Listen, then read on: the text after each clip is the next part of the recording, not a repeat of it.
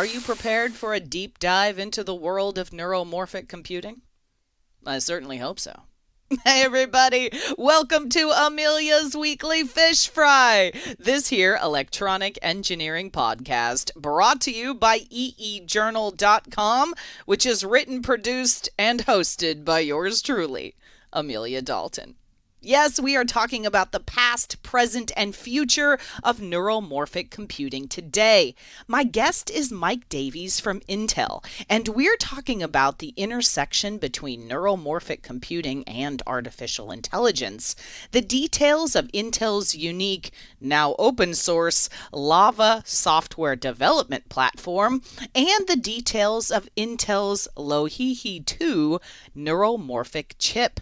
The future is neuromorphic, but how do we get there? That is exactly our project today. Hi, Mike. Thank you so much for joining me. Hi, Amelia. It's great to be here. Tell you about our exciting announcements this week. Excellent. Okay, so we're talking about neuromorphic computing today, but for my audience who may not know, what exactly is neuromorphic computing? So neuromorphic computing is about rethinking what computation really means from the perspective of biology and looking deep inside brains of organisms in nature to see how has evolution developed solutions for the kinds of computational problems we're interested in, yet are dramatically different in what we've arrived at through conventional computing. So it's studying neuroscience and related brain science fields to discover insights about the principles of information processing and computation in circuits that might be applicable to chips that we're able to design and build today.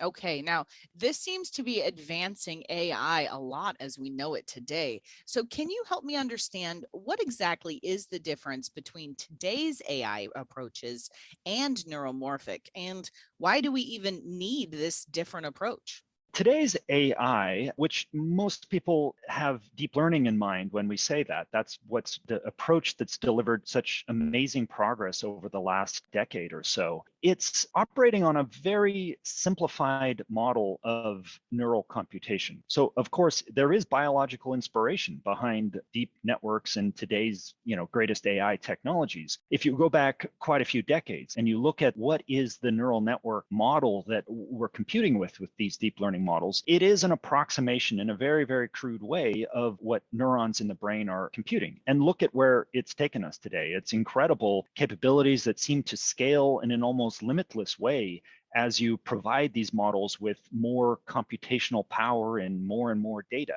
But that's also its limitation. And that's the challenge that we face in deploying these AI advances into the real world and putting this kind of intelligent functionality into form factors that may be power limited in sometimes severe ways, or latency limited, or data limited. Once we're into that regime, think about drones that would fly and navigate through the world with great agility and respond to new environments and change in the environment in the way that, say, a bird does, a cockatiel bird, a very simple bird, for example, that has incredible adaptation and learning capabilities. When we compare these two types of technologies, we see still that there's a dramatic difference between what brains and the types of neural networks that are literally implemented in biological brains, the types of flexibility, power efficiency, and latency that these types of systems are able to achieve compared to the best technology can provide today using today's AI and computational tools. In the neuromorphic computing domain, it's not about solving the same exact problems that are focused on in the conventional AI world, just solving these, in a somewhat more energy efficient way. It's about deploying new categories of computation that is fundamentally faster and more adaptable and more power efficient than the approaches that we're pursuing, in conventional AI. That makes sense. Now, Mike, where do you see or already are seeing applications for this kind of technology? And why is neuromorphic particularly well suited for these applications versus conventional computing technologies? So we're seeing applications across a pretty surprising range, actually. And that's maybe not that surprising. It's really when you consider the breadth of capabilities and workloads that brains in nature support, we are basically finding applications of our neuromorphic chips in all of those areas. And sometimes they're somewhat abstracted forms of that. So maybe I'll start with some of the more obvious ones, and that would be sensing. So obviously we can train a deep neural network to process audio, to process input from a variety of sensors and vision sensors, and perform some pretty impressive types of intelligent computation and intelligent processing. But what we're finding with neuromorphic computing is that we can perform some of these same types of inferences just with much lower latency and much lower power. So think about, for example, sensing the touch, the tactile sensing of a new emerging electronic skins that people are researching and putting on the actuators, the arms and hands of robotic systems, so that we can make them more agile and more effective at manipulating soft objects, fragile objects, ultimately being able to put these types of robotic systems into the home or into environments where they have to coexist and operate safely with humans. We need a sensing technology there that is able to process this kind of input at very low latencies. If you're thinking about sense of touch, within milliseconds of touching something, it has to really have an understanding of, is this a compliant soft object, or is it a brittle hard object? Is it moving as it touches it, or is it properly grasping it? Is it slipping or holding it steady, for example? And this is an example where some of our collaborators have found that this event-based kind of spiking model of AI or inference neural networks can provide great gains in both the latency and the power efficiency.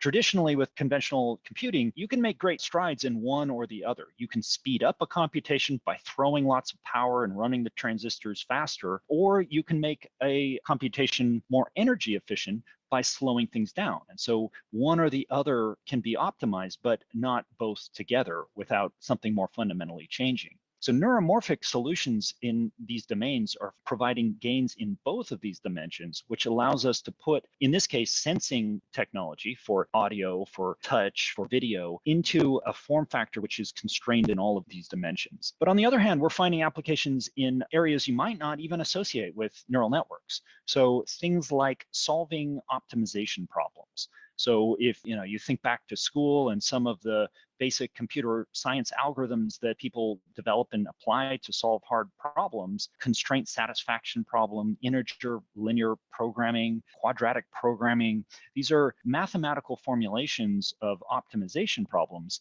that are NP complete, NP hard is the terminology here, very difficult problems that grow exponentially fast in their execution time to solve harder problems.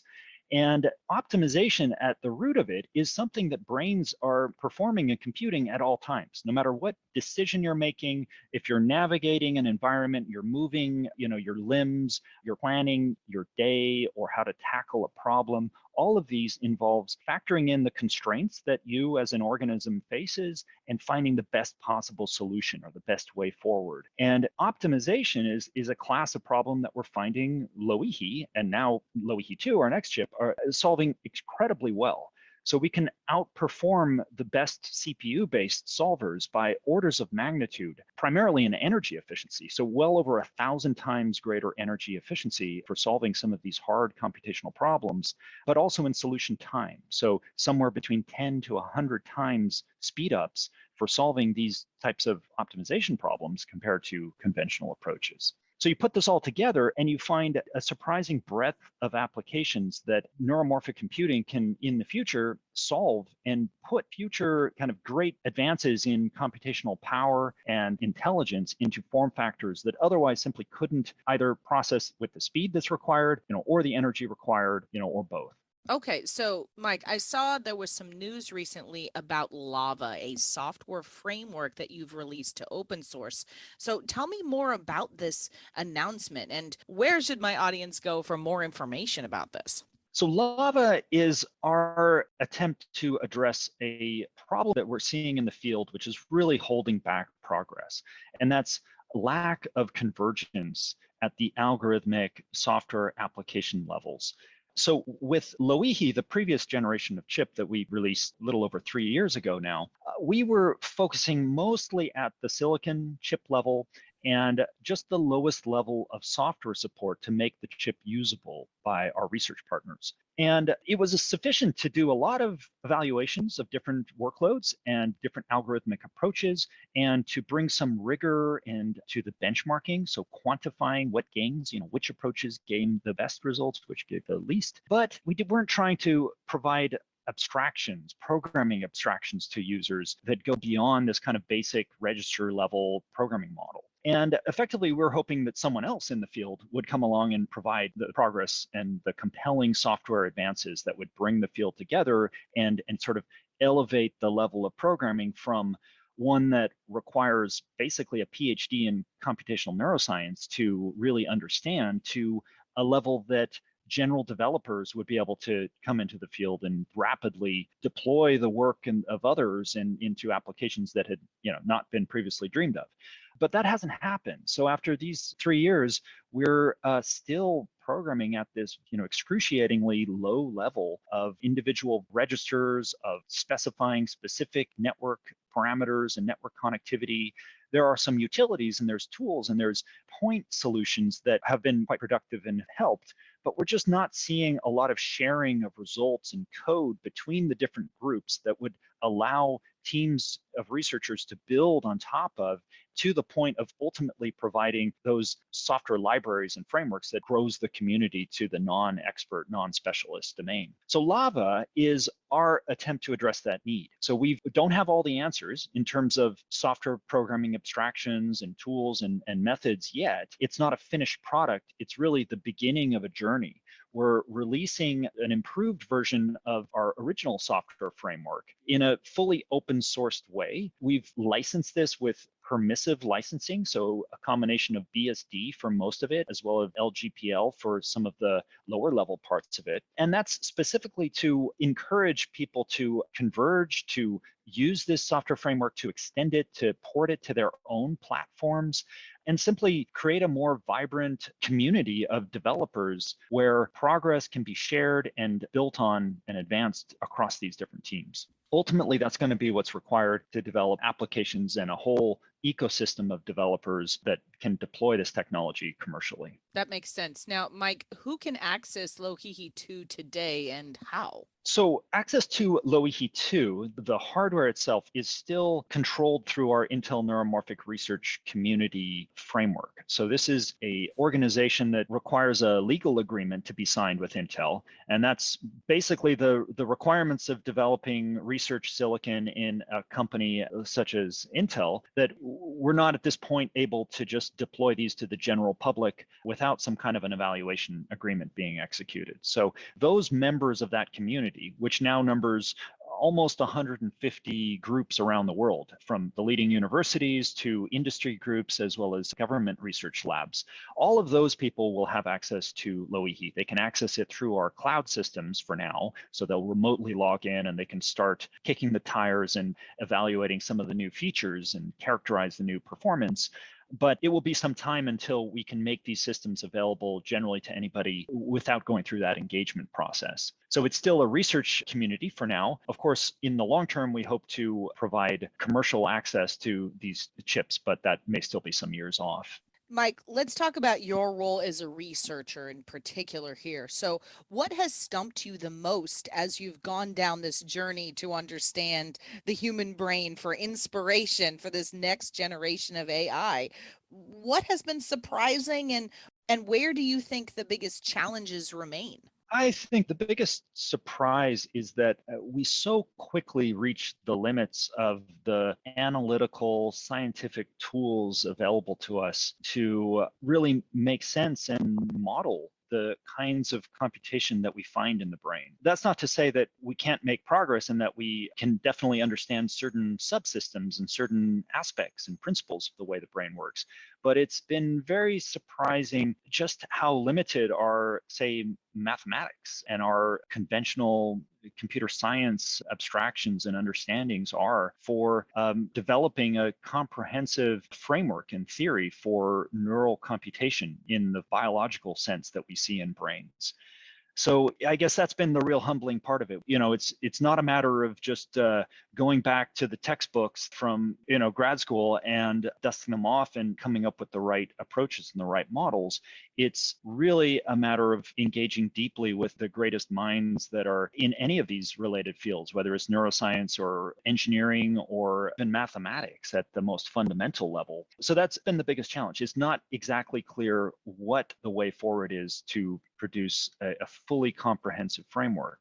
But at the same time, that's why it's really exciting fundamental research. And the strategy we've been taking is to chip off pieces that are well understood and well characterized. So things from the sensing domain, for example, looking at the way the circuits in our olfactory bulb in the brain recognize odors and learn new odors.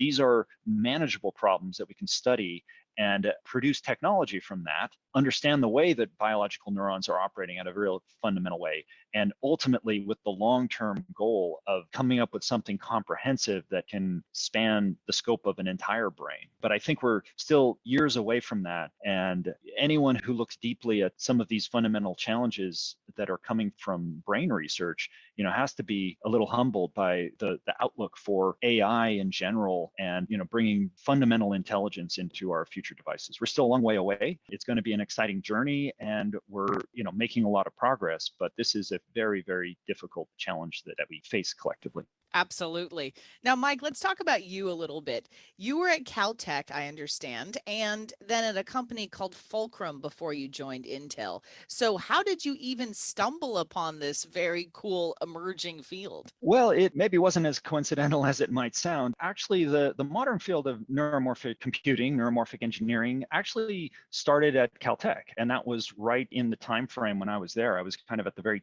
tail end of when Carver Mead was building the first analog VLSI chips that would process vision input in the way that the retina does, or trying to replicate that basically. And he coined the term neuromorphic. And so that definitely got me excited way back in my school days.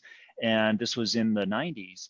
And I took some neuroscience classes and really found the whole area very, very exciting. But I went off on a different trajectory from that point. I joined up with some Caltech students that were starting this company, Fulcrum, to apply asynchronous design techniques to general chips of all sorts at that time, and as a new way to design chips without clocks. And anybody in the electrical engineering knows that synchronous design is very, very deeply embedded in the field and as the predominant way to design any kind of a circuit. And so with asynchronous circuits, we were completely turning that on its head and finding out how to design chips that don't have this global clock in them. And we spent 11 years building Ethernet chips that were leading the industry in many respects, the latency and the integration levels that we achieved in those switch chips. Intel acquired us, and after another generation of switch development, I started looking for new places where we could take this asynchronous design technology that we had developed and kind of honed over the years as a methodology, as approach, and found at that point it was pretty good timing that there was an increasing interest in neuromorphic research in the industry. There was a big DARPA program, a couple other companies exploring this area, and the opportunity was there to apply this tool, this asynchronous design tool, to this type of new emerging computing technology that really, really needs it. More than anything else, the brain is an asynchronous computer, computing information with spikes where the timing of those spikes is encoding information, and there is no global clock. So we happen to have the right tool for the job right at the time when this interest in neuromorphic computing was revving up. So that's how I got into it. And from that point on, we've just been scrambling with a growing team and expanding beyond the scope of the circuits and the asynchronous design to the algorithmic, the architecture, the software development that we need to deliver the entire package of technology. I love it. That's a great story, Mike. Now, it is time for your off the cuff question. So, since you haven't been on my show before, I'm throwing this at all my new guests. So, Mike, a lot of us can't have our favorite foods now because we're on one level of lockdown or another. So, if you could have one meal right now, it doesn't matter if you need a passport to get there, it's on the other side of your state or the restaurant is closed. What would you have? Well, I might say borscht. for a totally random answer. So this is a Russian dish, and I recently got married to a Russian, and we were recently in Russia, sneaking under these lockdown restrictions and to meet her family. And I was introduced to some great Russian food, and now I'm back in the States, but that memory is still in my head. I love it. Borscht is an amazing soup. It sounds absolutely delicious right now. Well, Mike, I think that's all I have time for. Thank you so much for joining me. My pleasure. Thanks And a lot. before we go, don't forget to check out my new maker-themed monthly fish fry podcast series called Makers Today. In our 4th episode of this series, I chat with Kitty Young from Art by Physicist.